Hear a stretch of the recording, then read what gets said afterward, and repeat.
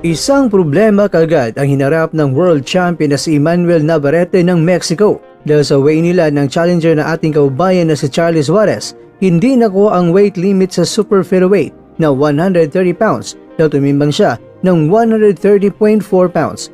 Binigyan siya ng halos 2 oras na ilaan na panahon upang magbawas ng timbang. Pagbalik niya ay tumimbang pa rin siya ng 130.3 pounds kaya muli siyang nagbawas ng timbang. Pagbalik niya ay tumimbang siya ng 130.1 pounds pero sa pangatong ulit mga kwento ay nakuha na niya ang 130 pounds kaya pumalakpak lang itong si Navarrete dahil napanatili niya ang kanyang karapatan ay pagtanggol ang kanyang belt.